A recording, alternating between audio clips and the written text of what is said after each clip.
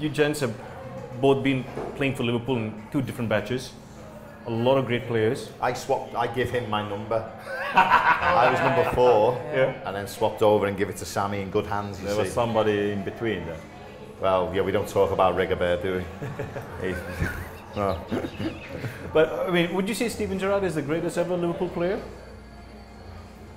You see, it's a generational thing. You would say Steven Gerrard is the greatest. Yeah. But for me, it's Kenny Dalglish. Right. So I think it's what generation you're from. Yeah. Like Kenny, my first Liverpool game was against Manchester City.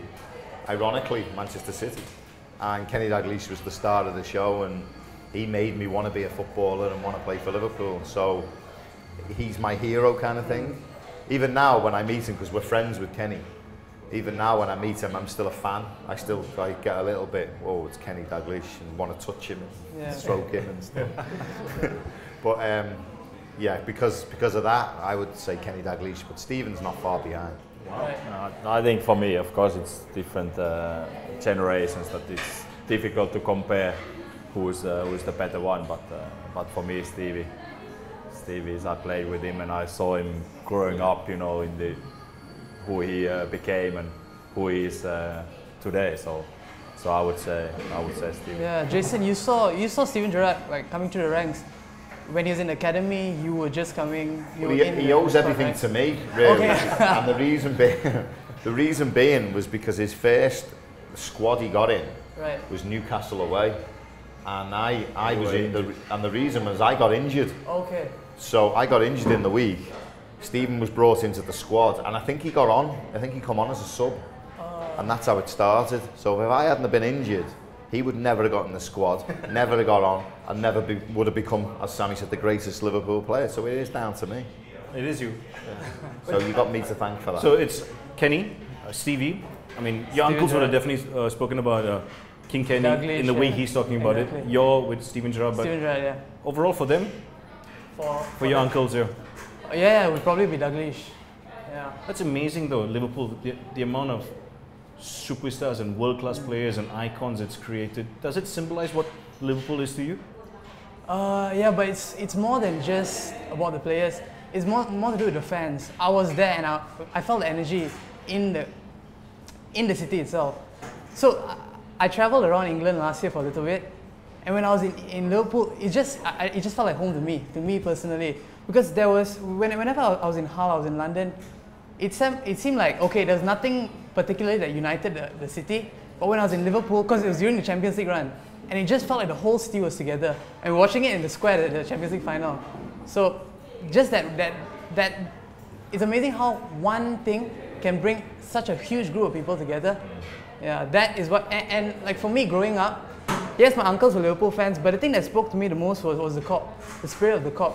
The way, the energy, even though I was like so many miles away, the energy that the fans had, no medium could how do I say, underplay how important that energy was and how significant the energy was. And that is what drew me to Liverpool, the passion of the Kop. Just to think that in finals, in games, Anfield could win you those games.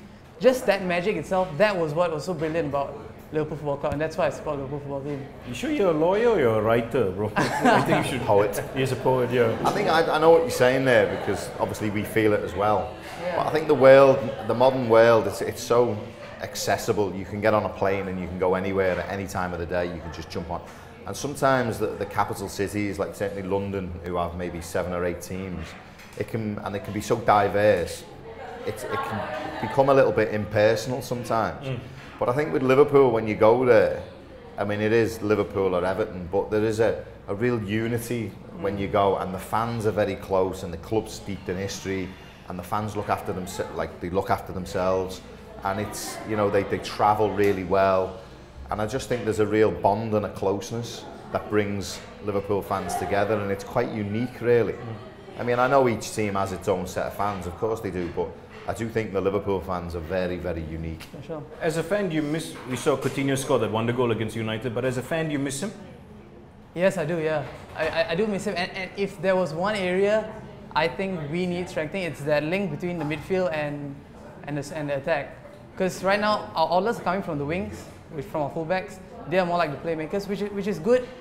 But there are some games where we miss players like Ox, we miss players like Coutinho, just that little magic from midfield, like games against Leicester and stuff, those KG games, where it's so congested in midfield that, you know, last time we were so used to seeing Coutinho just do a shimmy, then go through the middle, just that those penetrating runs that Ox used to make in the Champions League last year, especially.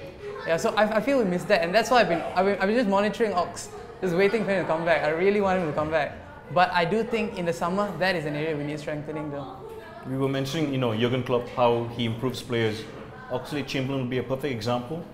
Everyone was thinking, why is that? He signed him from Arsenal, and all of a sudden, he's burst into this role, into this player that, like he said, has become a fan favourite.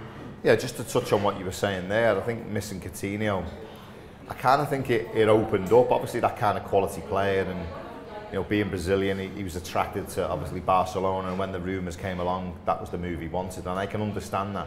But in some ways, I think from a positive point of view, I think you look at the manager, he played 4-3-3 last season for a lot of the season to accommodate, I think, Coutinho. I think just to get him in the team, he had to play that system. I think when he went, I think then he could have the option of playing 4-2-3-1, which he's played this season, and very effectively at times with Salah up top on his own and 3 players in behind. Yeah, Coutinho would have fitted into that. Right. But when he went back to 4-3-3, like we're seeing now, you know, he's got the elements of that defensive shield in front of the back four with Henderson, Milner, Fabinho. He can mix it about, and if he wants, he can then bring on Shaqiri or a Lallana. And I think you're right, Oxlade-Chamberlain, when he's fit, will be that player that he looks to bring that a little bit more creativity in. But you're right, I mean, he's brought him on. Unbelievable. I mean, he was a good player anyway, don't get me wrong. But I think the manager has got that ability to make players better. Robertson, Oxlade-Chamberlain, as you were saying, a lot of players have improved underneath Jurgen Klopp. Final questions for them before we head off, my friend? Oh, last one. Yeah, this is what I always wanted to know. So I've watched the movie, I don't know if you watched it, 15 Minutes That Shook the World. Yes. Right? What actually happened in those 15 minutes in Champions League in Istanbul? Yeah, it's I've had to answer this many times. Oh, is it? I try to be as detailed as you can. Quickly go through it. First, there was so quiet that we could hear fans singing "You'll Never Walk Alone" outside, and I guess that gave us a little bit more energy to go to the second half. But then Benitez stood up and said that, look, guys, there's many fans traveling a long way to support us, and it can't continue like this. That we have to give them something to cheer about in the second half. If it's a goal, then it's a goal. But I don't think nobody really believed that we could come back to the game. But when you put your effort in, and everything is possible. So we managed to do that. We changed the tactic a little bit, and I don't know if that messed up Milan a little bit or what. But normally against the Italian side, you are not coming back from when you are trailing 1-0.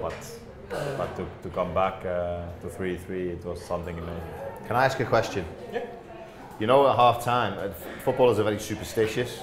Like, we'll wear the same boots, like a striker will wear the same boots that he scored in. And did you, because you were obviously, you come into the dressing room 3-0 down, did you personally change anything? Did you change your shirt, or did you change? You just went out as it was? But I heard, I don't know if it's true, I heard later on that some of the Milan players put the Champions League winner T-shirts under their playing shirts. Wow. So maybe that was something that... Are you superstitious? A little bit, yeah. When I think, I don't even think, but I do everything the same way before the games. Everything. That's OCD, Sam. That's not superstition. That's OCD. I have it. We have a tradition here as well. For every fan that's been on the show, you're going to get the official Man on the Street T-shirt. Do you have a phone? We can take some pictures. Yeah, definitely. That's nice. You keep your head up, keep your pride on, go live forever. Don't ever let them forget you. We're all messed up, ain't nothing to hide from. Go live forever. Don't ever let them forget you. I know you're starting to panic.